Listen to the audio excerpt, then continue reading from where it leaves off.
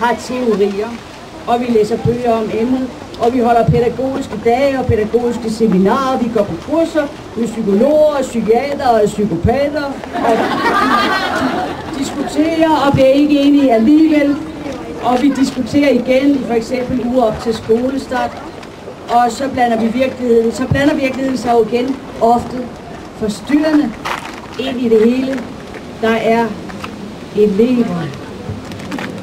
Og eleverne er naturligvis et irritationsmoment, samtidig næsten lige så stort som forældrene, men lad nu det ligge.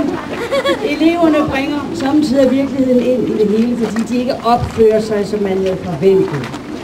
Så man skal være forholdsvis fleksibel og omstillingsparat, som det hedder, når man har med den slags at gøre. Sjovt nok er det gået op for os, at selv om højtbegavede elever har mange fællestræk, og det er jo disse træk, vi bygger teorierne på, så er de alligevel lige så forskellige som alle andre mennesker. Og en vigtig ting, som det er mit indtryk, at alle lærere og pædagoger i skolen heldigvis er enige om, er respekten for det enkelte menneske.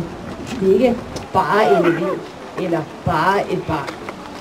Det er et selvstændigt menneske. Det gør det ikke just nemmere at være lærer her på skolen, men det er klart en af udfordringerne, som gør det interessant og krævende. Nu er det jo vanskeligt at gøre rede for skolens udvikling i de 5 år, den har eksisteret sådan åndeligt talt. Som alle ved, kan de jo fremvise ret gode eksamensresultater. Men udover at alle lærere og pædagoger er blevet meget dygtige til at forstå sig på højt begavede børn, er det jo svært at beskrive udviklingen. Jeg må sige, at da vores matematik- og fysiklærer Ole Rasmussen udbød et kursus i dyrepsykologi, overvejede jeg at deltage, så jeg måske kunne få en bedre forståelse for visse elevers opførsel. I 9. klasse, der så bekendt består af 13 drenge og 1 pige, så sagde nogen, at de gerne ville gå til det, så de lærte bedre at kunne forstå kvinder. Tak for det. Jeg tror, at både 9. klasse og jeg har besluttet at lade Oles dyrepsykologikursus være i fred og være seriøst, men tilbage til udviklingen. For at anskueliggøre udviklingen har jeg i dag medbragt en elev, der kan sige, at det er godt. Det er Nicolas fra 9. klasse, og han er jo noget af et eksemplar, må man sige. Han begyndte her i skolen et år efter, han var startet, så han har jo ikke været med lige fra begyndelsen. Men til gengæld er han netop blevet elevrådsformand.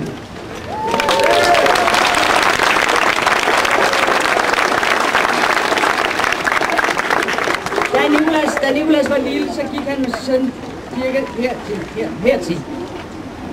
Og han var sådan en lille tudesøren, som ikke havde ret meget selvværd, og som let blev nervøs, og som man ikke så lege med andre eller mor så særlig meget. Et af mine første møder med Nicolas handlede om, at han var duks, men han nægtede at fejlgå. De andre, de var jo bare gået. Jeg insisterede, jeg stadig, og Nicolas tudede, og han var også stedig. Og samme aften modtog jeg en mail fra hans mor, og dem har jeg så fået en del af jævnligt i løbet af Nicolas skolegang, indtil nu, hvor han går i 9. klasse. Og heldigvis er de blevet mere og mere positive. Men når man nu ser på denne unge mand, så bør selve hans fremtoning være en god indikation af skolens udvikling. En lille Elling, grim har du nok aldrig været, men en lille forknyt og lidt frygtsom dreng, der nu er blevet til en høj, flot, selvsikker elev. En god kammerat i sin klasse og for de andre børn. En ung mand med mod på det hele. Han er en billedlig, rigtig god repræsentant for skolens resultater i løbet af de 5 forgangne år. For vi har nemlig også mod på det efter 5 år. Vi har mod på det nu, og forhåbentlig i lang tid fremover.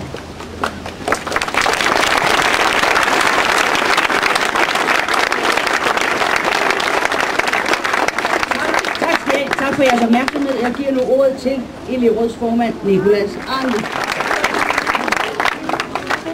Jeg har også en lille tale, givet af den kommode som Martinez, men jeg har det indtryk, at når lærerne kommer her og søger det her job, så tænker de, ej, det må da være fedt at have de her højtbegavede børn. De må jo være aktive i timerne, og de må have alle svarene på alle spørgsmålene, så jeg behøver faktisk ikke at lave så meget, undtagen lige at finde et emne frem. Men sådan er vi ikke. Vi elsker at finde fejlene hos lærerne. Vi spørger dem gerne om alt mellem himmel og jord, som vi lige tænker, ja, hvad er egentlig det? Så spørger vi dem. og vi er også lidt dogne. Det indrømmer jeg gerne. I hvert fald, hvis vi har vores klasse, så halvdelen af os har ikke læst vores lektion, den anden halvdel har glemt deres bøger. Og så er der en, der har lavet det. Og så den, der lavede det, jeg har glemt bøger. Men vi har prøvet, og vi kan ikke hjælpe dem alle sammen. Det er måske fordi, de er de bedste, sødeste og klogeste lærere, vi har. Ja, det må de så være, fordi det stadig er her. Ja.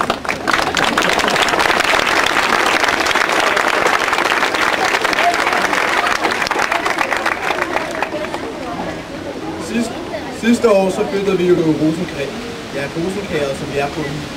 Der er jo ikke de samme grønne arealer lige ved siden af, som der var på den gamle skole. Men vi klarede den. Vi fik sat etagerne i stand, og bestyrelsen og mange forældre hjalp til. Og hvis de ikke havde været her, hvor ville vi så være nu? Kan man så spørge. Vil vi så være på en eller anden tosseanstalt, i hvert fald når jeg kigger på nogen fra min klasse?